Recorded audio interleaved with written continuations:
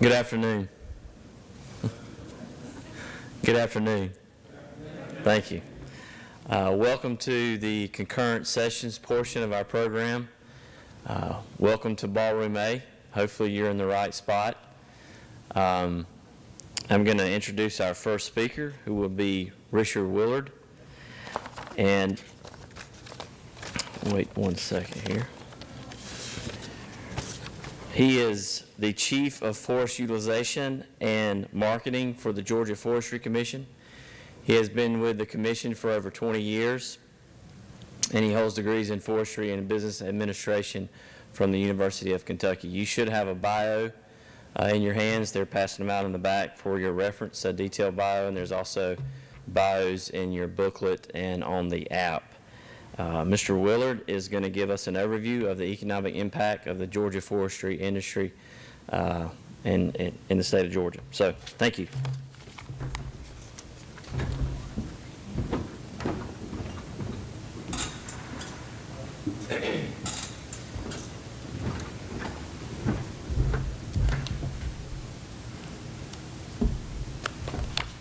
Thanks, Jason. Appreciate that. Now, since there are so many of you here, each person is going to be required to ask me one question at the end of this. So get them ready.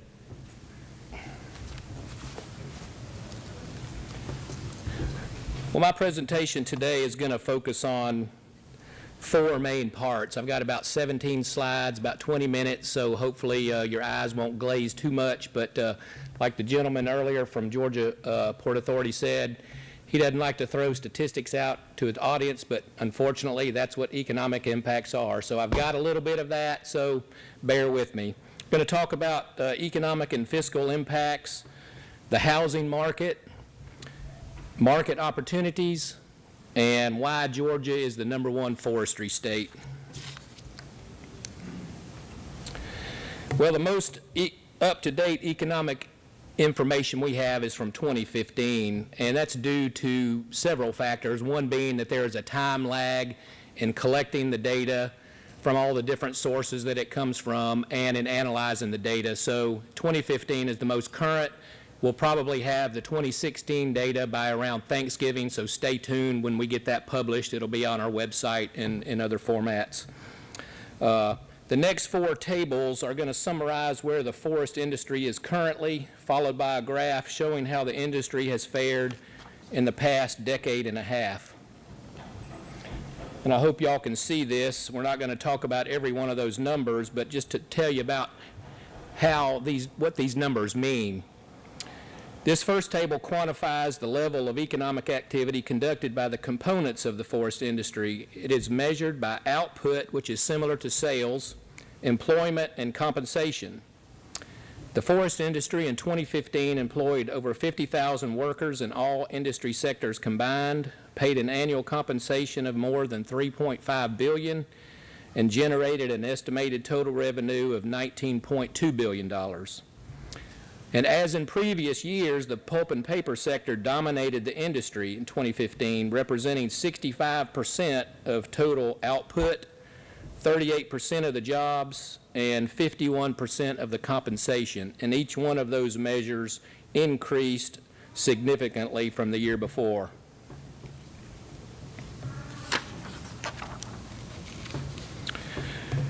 Georgia's forest industry also generates economic activity and supports jobs in other sectors of the state's economy. The industry's activities bring dollars into the state, which recirculate in a process called the multiplier effect. This recirculation touches all major industry sectors as goods and services are bought and sold to meet increased demands by businesses and households, resulting from the new resources brought into the state by the forest industry. The result of the multiplier effect, given by total impacts, is also measured by output, employment, and wages and salaries. This table estimates economic activity supported in all Georgia sectors by the industry's activities. And I'm only showing the top 12 out of 20 just due to space constraints. Total economic activity supported by the forest industry in Georgia was nearly $32.2 billion in 2015. It supported the employment of over 133,000 people. whose compensation was nearly $8 billion. All industries in Georgia are impacted by the activity of the forest industry. Manufacturing had the largest benefits with $19 billion in output, over 46,000 jobs, and $3.3 billion in wages and salaries.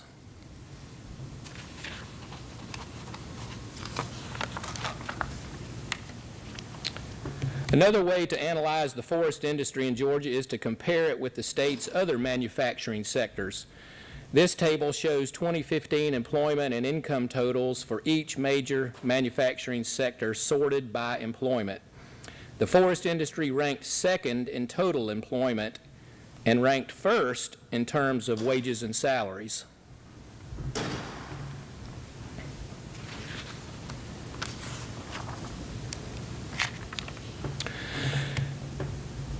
Georgia's forest industry is an important contributor to the state's annual budget. This is determined by estimating the revenues associated with the forest industry's total economic activity and subtracting the costs associated with providing state services to Georgia's households and companies associated with that activity. Revenues include individual and corporate income taxes, sales and use taxes, highway taxes, fees, and miscellaneous revenues.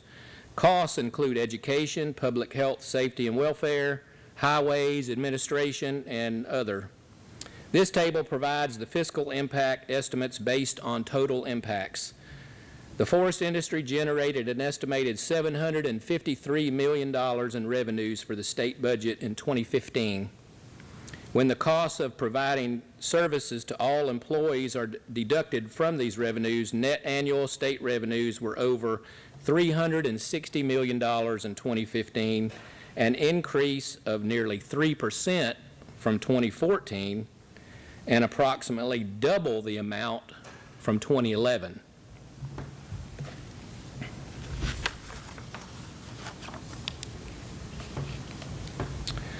This graph shows the total economic impacts of output and employment from 2002 to 2015.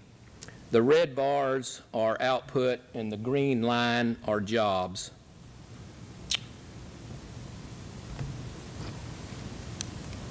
And for reference, I'm showing that in 2001, output was 30 billion.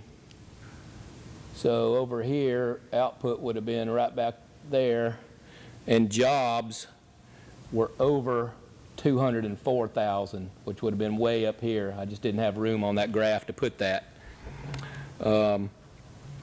So in output, the industry, as you all know and remember, declined $10 billion between 2001 and 2003, made some gains from 04 to 08, then declined again through 2010. Since 2010, output has increased 36% to over 32 billion, its highest level since 2001. Talking about jobs on the green line, it again declined sharply from 01 to 03, made some gains from 03 to 05, then declined again for 5 years. Since 2010, employment has increased 23% to over 133,000 jobs, but very far removed from the 2001 employment number of over 204,000 jobs. Now, talking about housing a little bit, this is probably the #1 driver for wood utilization in the U.S., and I'm so thankful that none of the genius speakers that we had earlier this morning didn't overlap too much with me, because that would have been terrible. But for the 5th straight year, construction-based markets continued their growth trends in 2016 as U.S. spending on single-family housing, multifamily housing, and non-residential construction all increased, with repair and remodeling increasing for a 4th straight year, according to the U.S. Census Bureau. Total value of construction in these sectors was $877 billion in 2016.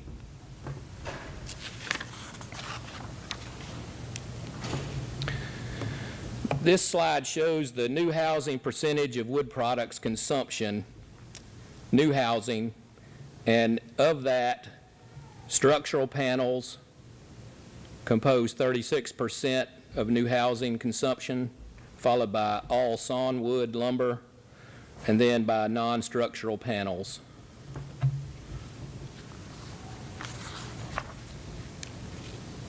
And this slide is a companion to the previous one showing the remodeling percentage of wood products consumption. All sawnwood leads with 23%, followed by structural panels with 22% and non-structural by 14%.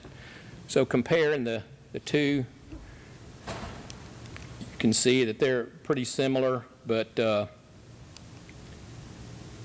new housing consumes a lot more wood than remodeling does.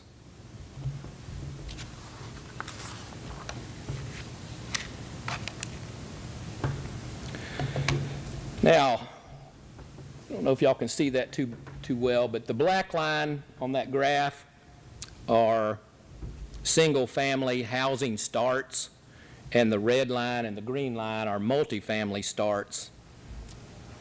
Total housing starts back in 2005,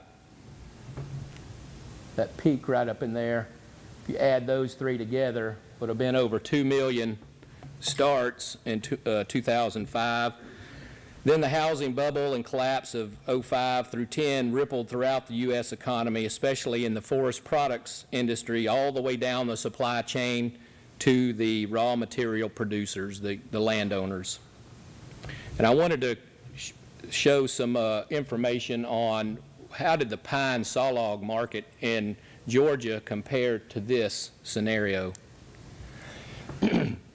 So in 2005, we had 13.6 million green tons of pine sawlog production in Georgia. Then in 2009, it declined to 9.2 million green tons.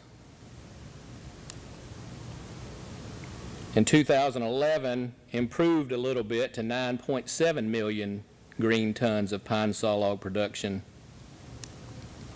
And then the most available data I have is from 2013, it's rebounded to 10.7 million green tons. And I suspect that with some additional data that some of these numbers are going to be up in this range, 11, maybe 12. Maybe not quite that high. But I think it's fair to say from looking at this graph and others that are out there that so goes housing, so goes the sawmill industry. So what does the future hold for these two industries? All things being equal, and with recent trends in housing growth continuing over time, I think we can deduce from this graph that it will take about 15 years to return to 05 housing starts levels at the current growth rates. If you just draw a line out this way, and where it finally gets up to 13.6, it might take a long time to get up there, all things being equal, and nobody knows exactly what the future will hold. So a very important question is, will Georgia's forest industry ever recover the 3 million green tons that we lost of pine sawlog production? And are there any market opportunities for increased utilization for these pine sawlogs?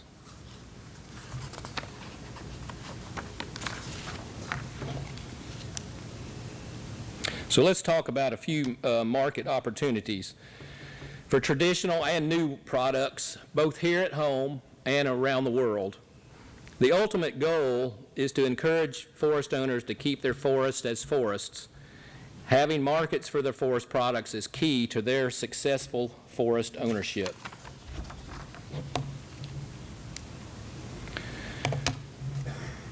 And some of these, the next few slides, I'm going to show some information on some forest data. You can't talk about economic impacts without talking about the resource, which I'm happy to do. This is a slide showing the proportion of land that is forested in the United States. It's a little bit of a dated slide, but it's not going to change that much over a 10-year period. And you can see where the wood basket is. Some of these comments will be made that I'm going to make are from Virginia, Kentucky, Arkansas, Oklahoma, Texas. This area right here, this is the southeastern U.S., these 13 states. So, since housing demand for wood products is a huge driver of economic impacts, what can be done in the U.S. to increase demand for wood? Well, first of all, in my opinion, the U.S. housing industry needs to use more U.S. wood. We don't need to import softwood lumber from China, from Chile or Brazil, as some in various media outlets have proposed, even the CEO of the National Association of Home Builders. Apparently, they are getting heat from their customers saying that some of their builders cannot obtain affordably priced lumber since the expiration of the softwood lumber agreement with Canada. In my opinion, the U.S. and the South in particular has an overabundance of pine lumber to supply the needs of the U.S. housing industry, and the so-called lumber gap is not a lumber supply issue, but rather a lumber price issue. Following are a few key facts about the supply of wood products from southern forests. Southern forests comprise 38% of U.S. forest land. Southern forests, the softwood growth exceeds removals by 45%. Hardwoods in the South, growth exceeds removals by 83%. And 55% of U.S. roundwood production comes from the South. So I think with these facts, we can't say that we don't have enough supply. And this next slide is really the take home from my whole presentation, and I want y'all to read this and listen to this. Southern forests produce more wood products than any other nation except the U.S. itself. So we have a lot of wood here in the United States that we need to start using again, in my opinion.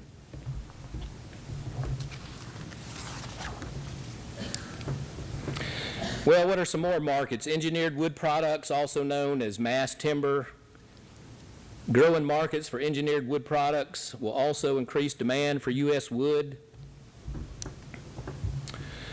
By one estimate, the engineered wood product market, which includes plywood, LVL, glulam, I-beams, OSB, CLT, and NLT, will reach over $41 billion globally by 2022, growing 25% per year by 2022. And this report says that non-residential construction would lead the market, and that CLT possesses high market potential owing to its usage in buildings of megastructures. So what is CLT, cross-laminated timber? We're going to talk about that next.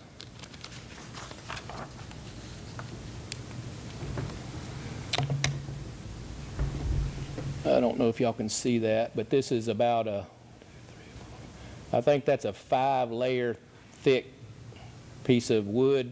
It's about, can't tell how wide that is, but it's probably 8 feet wide and maybe 20 feet long. It's a relatively new product to the U.S. CLT panels are constructed with lumber in 3, 5, 7, or 9 perpendicular levels in widths up to 10 feet and lengths up to 60 feet. And this photo is from the Redstone Arsenal in Alabama, where this Candlewood Suites Hotel was almost entirely constructed with cross-laminated timber. Woodworks provided some guidance to them. Woodworks is a key partner in the growth of mass timber and CLT products in the United States. If you're not familiar with them, They are a nonprofit organization that provides free training and free technical support from design through construction for wood construction projects.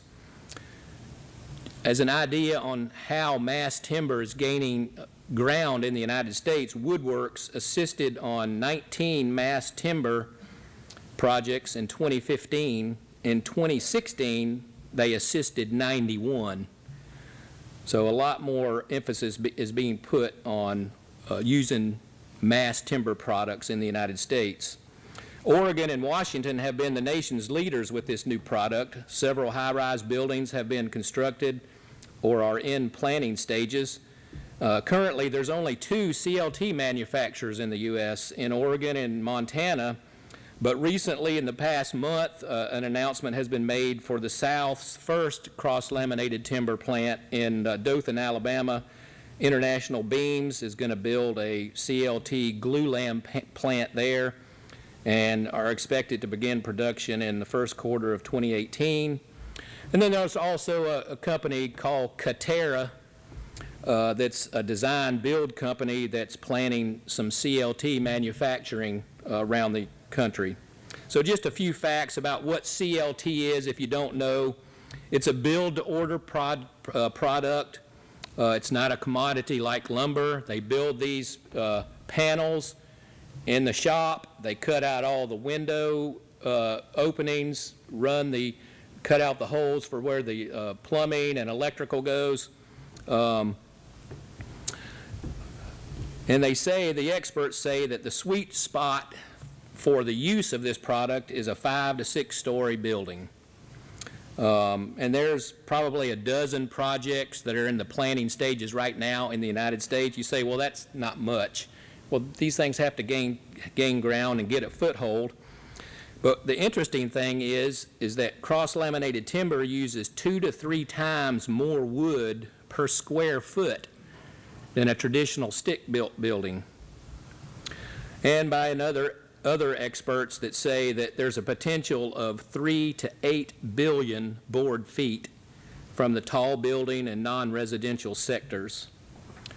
Well, what's happening in Georgia? Well, recently, the real estate development firm Hines out of Atlanta has announced that they're going to build a mass timber building in Atlanta at Atlantic Station, across the street kind of from where the varsity is. It's called T3 West Midtown. It's going to be a 200,000 square foot heavy timber office development. And it's supposedly going to be a twin of the building that they built in Minneapolis last year, which utilized glue laminated beams and NLT, nail laminated timbers.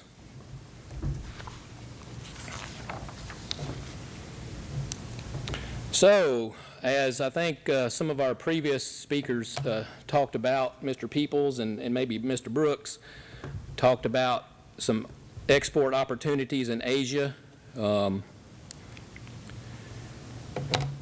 Asian power generators are migrating towards clean energy production in the region, and which creates new supplier opportunities even here in the U.S. Japan, in particular, has been shuttering nuclear facilities in the wake of the extensive damage caused by the Fukushima Daiichi nuclear disaster back in 2011. And the Japanese government has approved nearly 3.2 gigawatts of biomass-fired capacity, and there's 500 megawatts already commissioned. So there's a lot more opportunities there. For example, exporting wood pellets to Japan. And China, I can't emphasize enough, if y'all have businesses, you're not doing business over there, you need to be. They're going to continue to be the fastest growing export market for forest products in the world over the next decade, according to a report by RISI, increasing by 60 million cubic meters, equating to about 13% of global timber harvest by 2025. Big deal. Why is that important to Georgia? To put the increased demand into perspective, 60 million cubic meters equals 1.5 million truckloads of logs. I can visualize that. That's a lot of truckloads of logs. In 2015, 23% of Georgia wood products were exported to China and valued at $128 million. The year before, in 2014, 30% of Georgia wood products went to China, a third. So they're a huge market and a market potential for U.S. wood. Well, a couple more slides and then I'll be done talking about some more of our resources here close to home. I think Andres and some others have used this term that Georgia is the #1 forestry state, and I believe that to be true. One reason is because of the abundant natural resources and sustainable resources that we have. On average, every year, wood volume growth exceeds removals on Georgia's commercial timberlands by 48% for all species combined. And that number is 38% just for pine. And for hardwood, it's a whopping 80%. So we're growing a lot more wood than we're using. Some of the #1 rankings that we have here in Georgia, we lead the nation in the production of pole timber. We lead the nation in the number of planted acreage, 7.7 million acres. We lead the nation in total timberland acreage and in privately owned timberland acreage, over 24 million acres. And we lead the nation in the export of wood pellets to the world, 36% of the U.S. total, which increased 79% over 2014.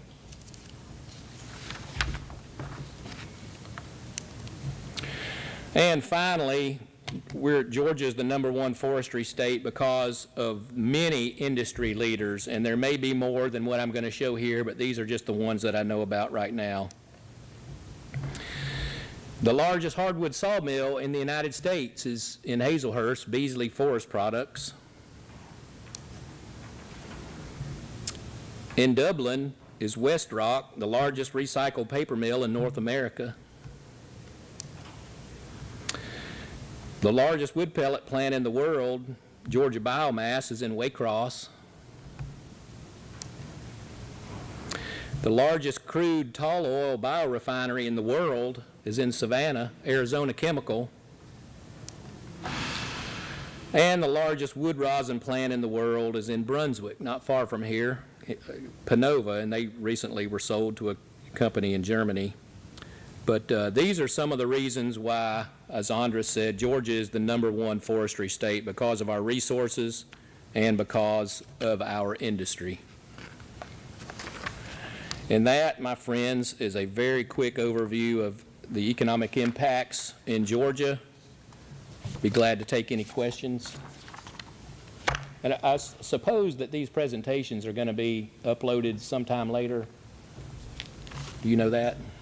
I am not sure, but I can find out the answer to that. We do have time for 1 or 2 questions for Mr. Willard if you have it. I don't know if we have a microphone, but if you could just stand up, ask a question if you have one, and he'll be around. Right, James. Is there any economic data on the comparison of the CLT built structure versus the conventional sticky mortar, or is there any data on that? Do you have anything? There is. That if you'll go to that Woodworks website, it's woodworks, one word, .org. They have a lot of information on there about cost comparisons and things of that nature. They have a lot of good information. Yes, sir. One more. I walked in late because of this, I'm sorry, the future of long leaf planting, you know, we've already sold out long leaf sequence for this year. What's your projection? I know the federal government's got back with the program and that's what's prompting a lot of it. But what's your projection on how long this spurt will last? Well, I guess that's dependent on landowner objectives, beyond timber, the values that longleaf provides from a wildlife perspective and aesthetics and all of that. Markets obviously are important too, but I think it's a bigger answer than just the timber aspect. I think it's more of an overall stewardship theme that the landowners might have. Is I tell my landowners, you're not planting long leaf, you're planting for long. right. In southeast Georgia, because full of pine straws becoming bigger and bigger every year. It's just amazing to me how many pine straws these dollars grow. Yes, sir, that's right. And it also seems to be a trend. I planted thousands of acres of long leaf 15, 20 years ago, when it got hot. But it seems to be a correlation between every government program. That's right. And that's pretty much, if you think more government programs stay out there. Well, I don't know. If I had that crystal ball knowledge, you wouldn't afford me to speak here. I don't know. It depends on what the, they're talking about cutting back Forest Service funding in lots of areas. But the history shows that there's been a correlation. Yeah. Between planting and federal government programs. Oh, yeah, absolutely. Well, Mr. Wheeler, we certainly appreciate your insightful comments and data. Let's give our speaker a round of applause. Thank you.